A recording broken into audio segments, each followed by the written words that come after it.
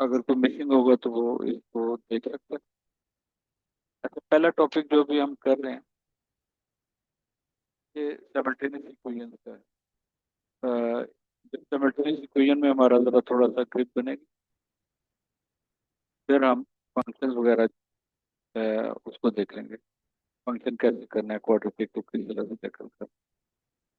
अब simultaneous equation, अब इसमें लीनियर इक्वेशंस भी हो सकती हैं और नॉन लीनियर इक्वेशंस भी हो सकती हैं। इसमें अगर देखा जाए जैसे सर्च करें, ऐसी इक्वेशन होती है +2y is equal to 4। Two unknowns के साथ आपके पास दो इक्वेशन दी हुई है। इन इक्वेशंस को आपने सॉल्व करना है। सॉल्व करने से मुराद ये है कि अब जैसे 5x -6y is equal to 8, ये आपको दो इक्वेशन।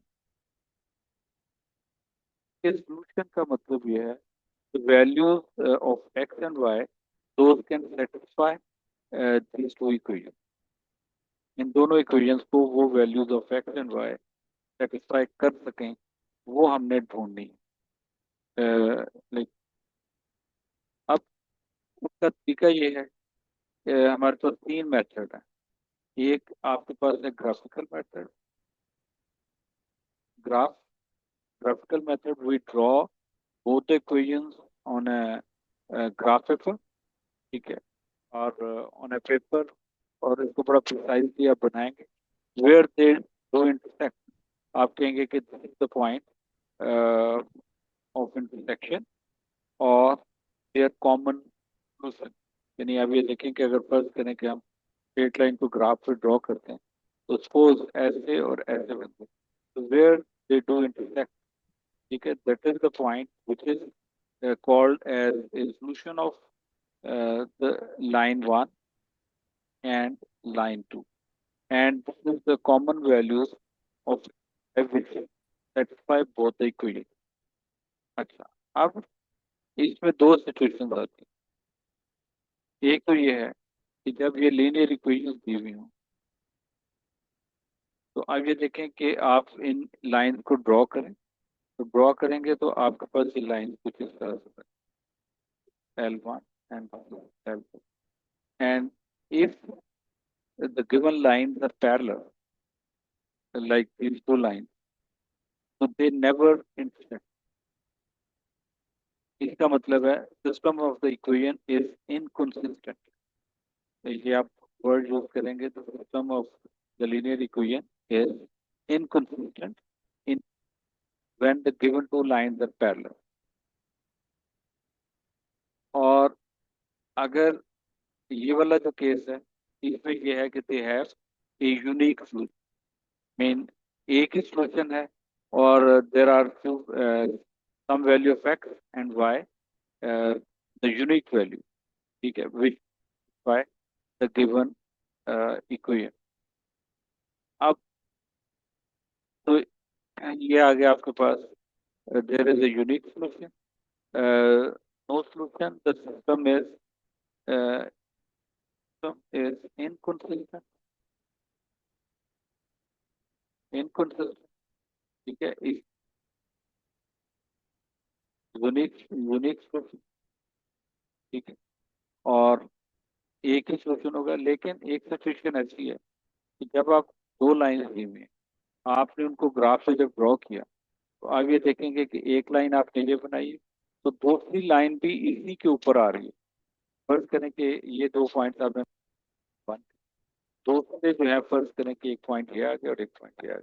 जब आप दोनों को ड्रॉ करेंगे तो all points of both equation lie on A same line, यानी दोनों का ग्राफ सिंगल लाइन के तौर पे आएगा। तो ऐसी जब सिचुएशन आती है तो then you can say both the given line straight lines have infinitely infinitely many solutions।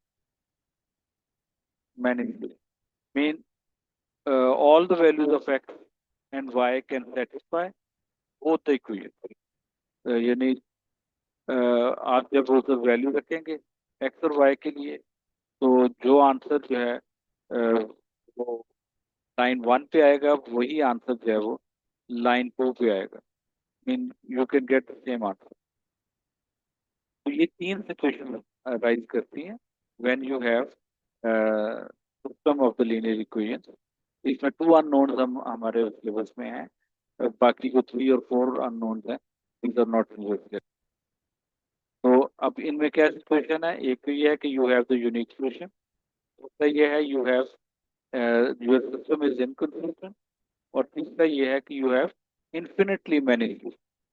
अब इसके लिए मैं आपको एक ट्रिक बता दूं कि how you can like get point के you have the unique solution. आपको बिफोर सॉल्विंग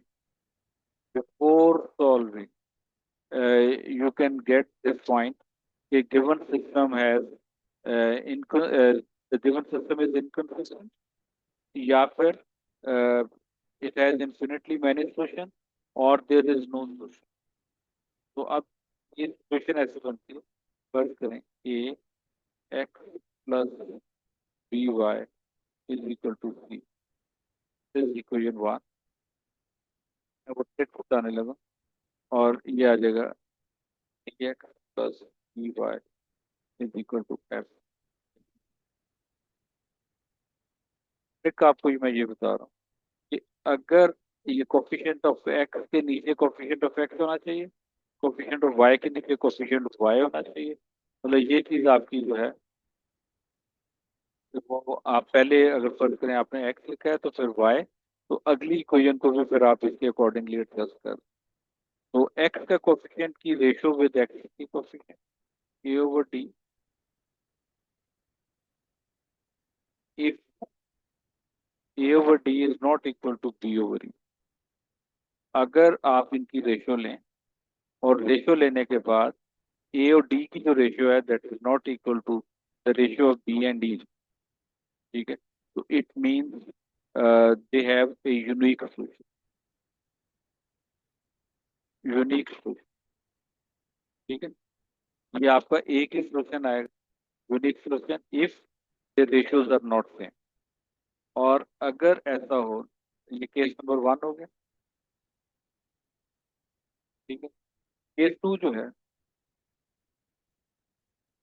वो ये है कि आपने इनकी रेशियो ली, a over t is equal to B over e is equal to c over f. All the ratios are the same, यानी इन दोनों की रेशियोज, एक्स की रेशियो एक्स के साथ वाई के कोफिशिएंट की रेशियो वाई, एंड कांस्टेंट की रेशियो कांस्टेंट के साथ अगर आपने लिए, and if all the ratios are same, so it means the system has infinitely many solutions, infinitely many solutions, यानी infinite solutions होंगे if all the ratios are same। करके बताऊंगा, ठीक है। उसके बाद जो थर्ड केस है, केस नंबर 3, केस उसमें ये सिचुएशन होती है कि A over D is equal to B over E, but C over F, C over F is not equal, यानी एक्स और वाई का coefficients हैं, they have the same ratios, but the constant have a different ratio। इसका मतलब ये होगा system is inconsistent। inconsistent यानी there is no solution, no solution, the system is inconsistent। ये वर्ड भी आपको पता होना चाहिए, ठीक है। और दूसरा ये है infinitely many solution, और तीसरा जो है यूनिक। अब ये किस तरह से होगा, अब जैसे फर्क करें, अभी हमने एक इक्वेशन लिखी, 3x plus 2y is equal to 4, 5x minus 6y is equal to 8। तो अब आप just to check whether they have a unique solution, or they have infinitely many solution, or no solution। आप क्या करेंगे, 3/5 और 2/, पहले आप इन दोनों की रेशियो चेक करें, तो अब अगर देखें तो ये 3/5 है, 3/5 इज नॉट इक्वल टू -1/, तो दे हैव यूनिक फ्लू। ठीक है, इसका सोल्यूशन एग्जिस्ट करेगा और यूनिक। अब एक कोई और हम एग्जांपल लेते हैं। For example 5x plus 4y is equal to 7। Equation 1।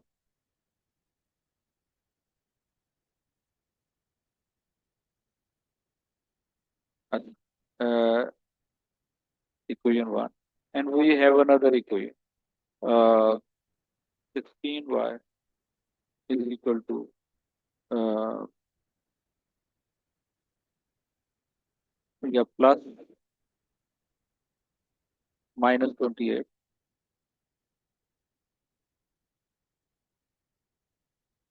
is equal to 20। तो कौन ये सा क्वेश्चन कर रहे हैं आप? ये मैं अभी कोई क्वेश्चन नहीं कर रहा, अभी सिर्फ आपको जो बात ठीक है। मैंने आपको बताई है कि we have three cases. Case number 1 mean you have a unit solution, case definitely many solution, और case number 3 the system is inconsistent, they have no solution। तो अब इधर हमें पहले इक्वेशन 1 दी हुई थी और इक्वेशन 2। हमने एक्स का कोफिशिएंट लिया, वाई के कोफिशिएंट की रेशियो ली। हमने ये चीज नोट की कि देयर इज नो, मतलब their ratios are not same, तो they have a unique solution.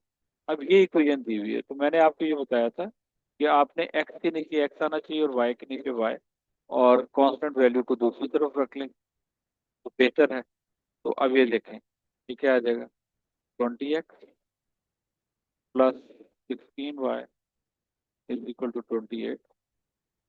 और बेशक चले उसको ऊपर ही रहने दें, क्योंकि ये equation 1 and this equation, we just rearrange the equation. Plus 4y करेंगे, इनकी रेशियोज दें, तो रेशियो क्या बनेगी, 5/20, 4/60 और 7/28। अब अगर आप इनको कैंसिल आउट करें तो अब ये देखें, 1/4, 1/4, 1/4, all ratios are equal same, so it means they have infinitely many solutions, infinitely many solutions। एक तो ये आ गया। उसके बाद थर्ड टाइप जो है वो इस तरह की हो सकती है। तो जैसे फर्ज करें, यही ले लेते हैं, 5x plus 4y is equal to 7, and we have another equation, 20x plus 16y is equal to 19, या चलें 14 कर लेते हैं। अब इनकी रेशो हमने लेनी है, वैसे 19 करने में भी कोई अर्ज नहीं था। तो अब हम इनकी रेशियो लेते हैं, तो 5/20, 4/16, और ये आ गया 7/14। तो अब ये देखें कि ये तो आएगा 1/4, तो ये आ गया 1/4 equal to 1/4, but this is not equal to 1/2। तो x और y coefficient have the same ratio, but the constant is with the different. तो the system is inconsistent, there is no switch. ये चीज जो है ना, ये मैंने आपको एक्सप्लेन की है। यानी before solving the equation, we can analyze whether the system has unique solution or it is inconsistent, or the system of the equation, linear equation is inconsistent, or they have infinitely many solutions। दोबारा ये तो हमारे पास आ गया। अब देखिए कि when the system has the unique solution, अभी जैसे अभी हमने, चलें अपनी तरफ से इक्वेशन ले लो, इज इक्वल 9 और x plus 10y is equal to 15। Equation one, equation जब आपने कहा ना सॉल्व करें, तो then there is no need to find out their ratios and something like that। ये आपके अपने पास भी होता है और बाल दफा वो आपसे पूछता है। और अगर फर्ज करें वो ये इधर कोई वैल्यूज दे दे, ठीक है, और आपको कह दे system is in find the value of say A, if the system is inconsistent. Inconsistent कब होगा? रेशियोज इक्वल होंगी, लेकिन इसकी रेशियो जो है वो इक्वल नहीं होगी। तो आप अगर फर्ज करें इधर ही आपने करना है, तो आप क्या करेंगे? a/2 5/10। यानी आपको पता है सिस्टम इज इनकंसिस्टेंट, बट तो ये these two have the same ratio, इसको आप उधर ले जाएं, तो ये a जो है वो हमारे पास 1 की इक्वल आ जाए, इस जगह पे 1 होगा। तो you can find out the missing value. यानी ये नॉलेज आपको पता होना चाहिए जो मैंने अभी आपको बताया, to solve the linear equation. Sir अगर रेशियो सेम नहीं होंगी तो हाँ। मतलब कि इनकंसिस्टेंट सॉल्यूशंस लिख ले, नो, इनफिनिटी सॉल्यूशंस लिख लेंगे नो, वहां। No, no, no, unique solution when the ratios are not same, इनकी x और y के कोफिशिएंट्स की, ठीक है, then the When the system has, ratios are not same, यार ये मैंने लिखवाया तो है ना, ये भी क्या लिखवाया?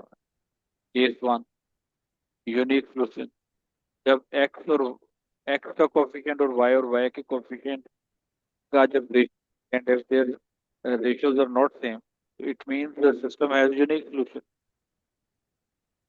और अगर जो है सबकी रेशियो सेम हो, कांस्टेंट की भी रेशियो सेम हो, कोफिशिएंट ऑफ एक्स की रेशियो भी सेम हो, कोफिशिएंट ऑफ वाई भी सेम हो, तो it means it has a infinitely many solution. लेकिन इनकंसिस्टेंट सिस्टम कब होगा? When the ratio of the coefficient of x and y are same, but the constant ratio is not same. तो ये आपको पता है कि इन दोनों की रेशियो। अच्छा, अब जो है हमारे पास,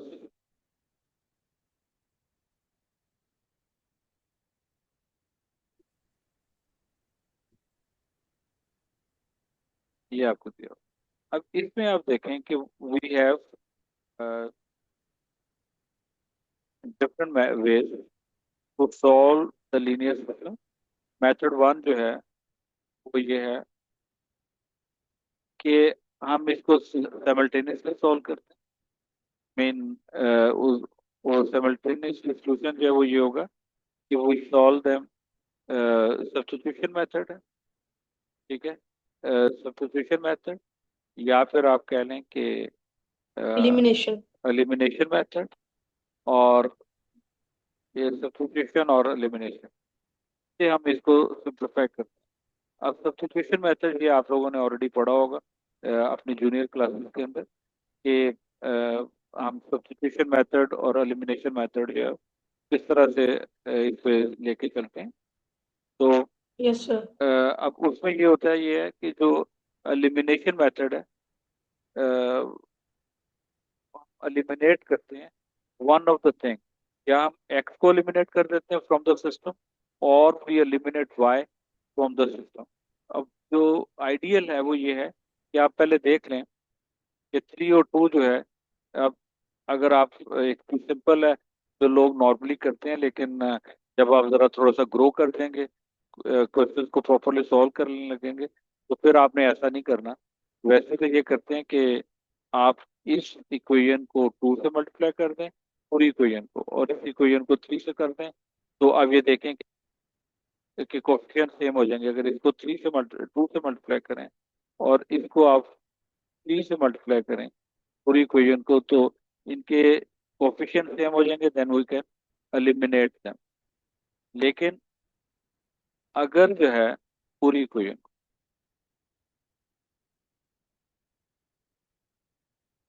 इसको आप 2 से मल्टीप्लाई कर दो। अच्छा, अब लेकिन एक चीज आप नोट करें कि अगर हम ये 5 को 2 से मल्टीप्लाई करें तो ये 10 बन जाएगा। तो इसका मतलब है कि हमें ये जरूरत नहीं पड़ी इधर कि हम दोनों इक्वेशंस को यूज करें या मल्टीप्लाई करें। हम ऐसा करेंगे, we just multiply the equation 1 by 2 and the coefficient of y are same, become same, तो हम इनको टैकल कर लेंगे। तो हम इधर मल्टीप्लाई बाय, तो अब ये हमारे पास आएगा 6x plus 10y is equal to 18। और ये एज इट इज ही आ जाएगा 2x plus 10y equal to, ये क्या लिखा था इधर, ये शायद 10 था, चलें 10 ही ले लेते हैं। अब इनको जब आप सिंप्लीफाई करेंगे तो इसका तरीका ये होता है कि जो नीचे वाली इक्वेशन होती है उसके साइन हम चेंज कर देते हैं, उनके साइन चेंज, तो साइन चेंज करेंगे, अगर प्लस है तो माइनस, माइनस है तो प्लस है। वो इस सूरत में साइन चेंज करते हैं व्हेन इनको आप ने इक्वल किया है, if they have the same sign, तो फिर हम साइन चेंज कर देंगे। एंड जिनको आपने इक्वल किया है, if their signs are already different, तो फिर आप साइन ही चेंज करेंगे, फिर दोनों को ऐड कर लेंगे। सब्ट्रैक्ट कब करेंगे, कि जिनको आपने कोफिशिएंट्स को इक्वल किया है, if their signs are already same, ठीक है, तो हम इनको सब्ट्रैक्ट कर देंगे। And if their signs are different, तो वो फिर हम सिंपली ऐड कर लें। तो बहरहाल अभी फिलहाल ये बन रहा है, ये माइनस हो गया, ये भी माइनस हो गया, ये भी माइनस, तो ये कैंसिल हो गए दोनों, -10y and it becomes 4x, और ये हमारे पास 8, तो x जो है वो हमारे पास 2 आ गया। अब जो है अ, जब ये x की वैल्यू आ गई, तो इस x की वैल्यू को आपने वन ऑफ द इक्वेशन, यानी जो बेहतर ये होता है कि जो बिफोर ट्रीटिंग द इक्वेशन है उन्हीं में आप पुट करें। तो अगर हम इक्वेशन 1 में रखेंगे तो इस जगह पर रखें, तो चले हम इक्वेशन 2 में पुट कर लेते हैं। हमेशा ऐसी जगह पे पुट करना चाहिए वेयर इजी टू सोल्व। तो to put in equation, equation 2 plus 10y तो इज इक्वल, किसी भी इक्वेशन में पुट कर सकते हैं ना, किसी इक्वेशन भी, 1 और 2 में। हाँ जी, बेहतर ये होता है कि जो इजी टू सॉल्व हो उसमें पुट करें, तो बहरहाल इधर कोई फर्क नहीं पड़ेगा जिसमें मर्जी पुट कर दें। जिसमें से हमने वैल्यू ना ली हो, बेहतर उसमें होता है कि हम उसमें पुट करें। हाँ, जो सिंप्लीफाइड हो। अच्छा, तो वैसे तो आप ऐसे भी कर सकते हैं, इक्वेशन 1 में अगर आप लगाना, जी सर, जी जी, ये जी मुझे बेटा। हमेशा कंफ्यूजन थी, तो हमने जिससे वैल्यू निकाली उसमें भी पुट कर सकते हैं? किधर? ये सर आपने जो है वो हाँ जहां हाँ, से वाई की नहीं, इससे कोई फर्क नहीं पड़ता। वाई। ओके जी, सर, थैंक यू। यानी आपने ये बेसिक इक्वेशंस जो है इनमें से पुट कर दें। वैसे तो आप बेशक इनमें भी करेंगे, even then you can get the answer back. तो ये आ जाएगा हमारे पास 3, और y जो है वो हमारे पास आ जाएगा 3/5। अब इसको जरा सिंप्लीफाई करके देखें क्या आता है। ये देखें, ये हमारे पास आएगा 10y इक्वल्स टू 10 - 6 4, तो ये 6 आ जाएगा। तो 10y is equal to 6, y equals to 6/10, and that is equal to 3/5। तो अब ये देखें कि वी हैव द सॉल्यूशन, इधर से भी वही आंसर आया, 3/5 इधर से भी आपने निकाला, तो हमारे पास 2 and 3/5, तो बस ठीक है। ये तो आ गया इनका यूनिक सॉल्यूशन। अब जो है, अगर फर्ज करें कि हमारे पास आ जाए 3x plus is equal to 7, 6x plus 4y, sir आप स्क्रीन वहां पे मूव कर सकते हैं जहाँ पे आपने वो रेशियोज लिखी थी, वो एक्चुअली मुझे कंफ्यूजन आ रही है, मैंने बस तो देख ली। इसकी रिकॉर्डिंग भी हो रही है, वो बाद में देख लेना, अभी टाइम बिल्कुल शॉर्ट है। मैं भी बताता हूँ आपको, एक में मुझे ये कंप्लीट कर लेना था। X plus 4y is equal to 14। ये आपको दो इक्वेशन दी हुई, इक्वेशन 1 एंड इक्वेशन 2। अब इसमें जो है हम अभी हमें कुछ नहीं पता, हम वो रेशियो नहीं अप्लाई कर रहे, we just going to solve them. तो अगर आप देखें ये 6 है, इधर 3 दिया हुआ है, and if we multiply equation 1 by 2 we can get 6x। तो हमने इस इक्वेशन को वी मल्टीप्लाई विद 2, तो जब 2 से मल्टीप्लाई करेंगे तो that becomes 6x plus 4y equals to 14। The equation 1 become this. अब इक्वेशन 2 को एज इट इज लिख दें। तो अब ये देखें कि बोथ आर सेम। अब अगर मैं इसको ऐसे कर दूं, ऐसे, तो अब ये देखें ये सारे कैंसिल हो जाएंगे, तो 0 = 0। अच्छा, जब 0 = 0 आ गया तो इसका मतलब इक्वेशन इज बैलेंस, यानी दोनों आंसर, दोनों साइड के ऊपर इनकंसिस्टेंट सिस्टम नहीं है।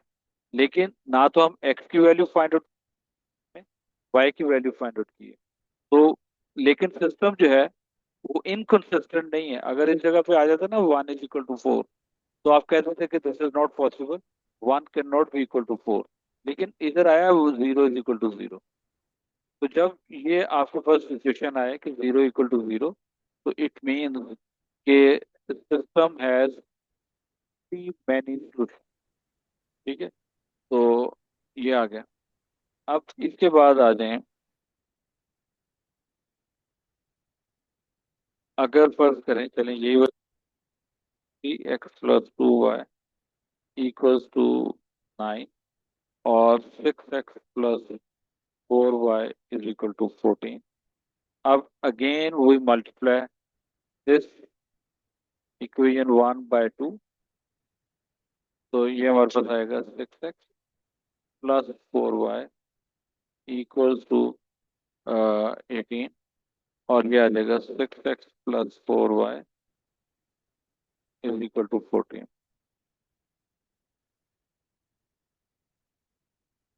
ये कैंसिल आउट, ये आ गया 0, और इधर आ जाएगा 4। अब आप ये देखें 0 can not be equal to 4, तो सिस्टम इज इनकंसिस्टेंट। तो इसका मतलब देयर इज नो सोल्यूशन। आपको तीनों तरह की चीजें जो है वो बता दें कि when the system is inconsistent, और कब जो है ये हमारा बनेगा। तो आई थिंक आप लोगों को ये वाली बात समझ आ गई होगी। हाँ, अब देख लो यार, ये मैंने केस 1 है, when the ratios of the coefficients of x and y are not equal, so it means the system has a unique solution। अगर इनका इक्वल आ जाए तो तीनों का, यानी constant, coefficient of x, y, coefficient of x, all have the same ratio, the same ratio, तो इसका मतलब इन्फिनिटली मैनेज सॉल्यूशन। और अगर जो है इधर देखें कि इन दो की रेशियो सेम हो लेकिन सी जो है वो डिफर कर रहा हो, तो इसका मतलब ये है दे हैव नो सॉल्यूशन। अब आ जाए इन इक्वेशंस के ऊपर दोबारा, जो भी हमने किए हैं सॉल्व। ये तक, ये थी इक्वेशन।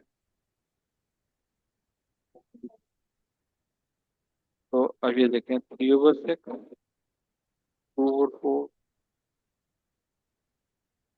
तो 1/2, 1/2, 1/2, all three have the same ratio. तो आपने देखा कि इसका आंसर भी हमारा यही आया कि इन्फिनिटली मैनी सॉल्यूशन। अब इधर आ जाए,